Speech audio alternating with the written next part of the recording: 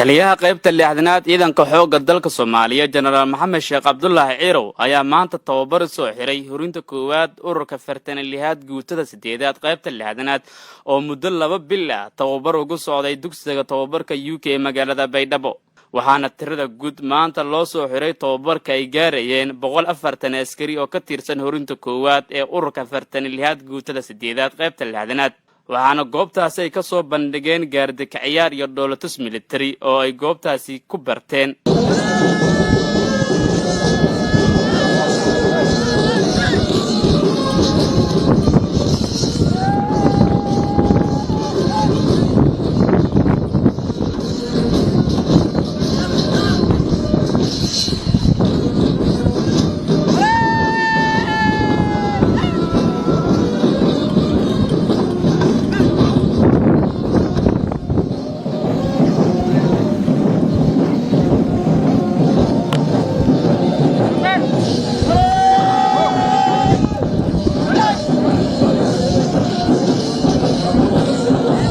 waxaana ka soo qayb galay munaasabada xiritaanka tababarka saraakiil ka socota dawladda Ingiriiska madaxda AMISOM Secretary taliyaha qaybta lixdanaad General Maxamed Sheekh Cabdullaahi Ciirow wasiirkii hore wasaaradda gaashaandhigga Soomaaliya iyo wasiirka wasaaradda amniga dawladda Koonfur Galbeed Isaaq Ali Subag ugu horeyntii waxa goobta ka hadlay Colonel Andy oo ah taliyaha qaybta dawladda Koonfur Galbeed u qaabilsan dawladda UK wuxuuna ka hadlay tababarada ay qaataan horintan wuxuuna ku booriyay wixii la baray inay u dhaqmaan sidii looga talagalay.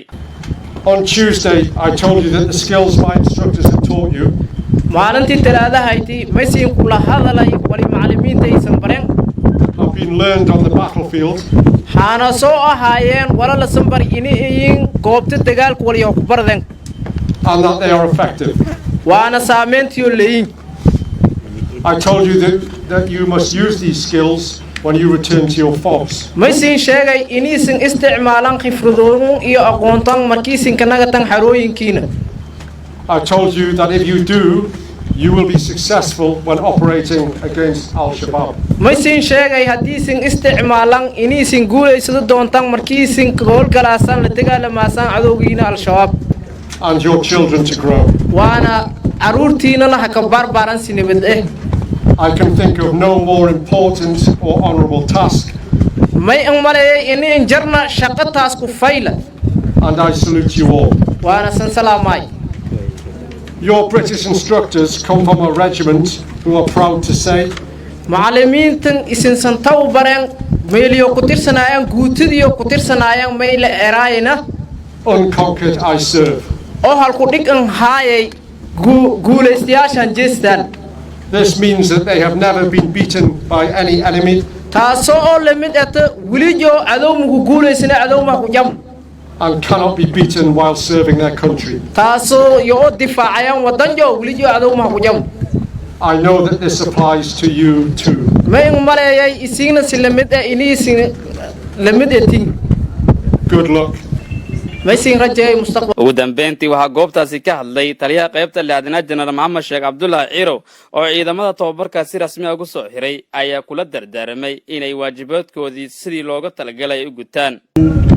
horintan iyo saraakiisha UK oo wujuudi badayoon geli dhamaantii iyada kama hadlaqeen markii aan aanada tababarka la sansi way aragayna tababar qiimo leh oo isinku ku adkaada kortaan cadowgiin kalsooni badanna singiliyow ni ardaysin sidii hore oo tababarka markii aan qaadan iyo hadda niyad isku mid ahayn ya aragayn may liimbahanya nisin ku amal falan wal alwalays intu ku barateen oo ah tababar heer sare oo waana waqti dheerna qaadan muddo 2 bilood hayti waraanka muhiimsan way baan niyad adawkiida arday shiishi korta waan isku dili korta niyad askariga dhaawac arday badbaadi korta أنا أرضي ميل هاي حرفت دجال هلا ما كنت وقت دجالك أنا أرضي للصوت كنت أما أجرها عدو بس أرضي مينوين اللي كنا كاو إن أرضي أنا فرصة كنت أما بي كنت أنا أرضي لسه كنت ميل هاي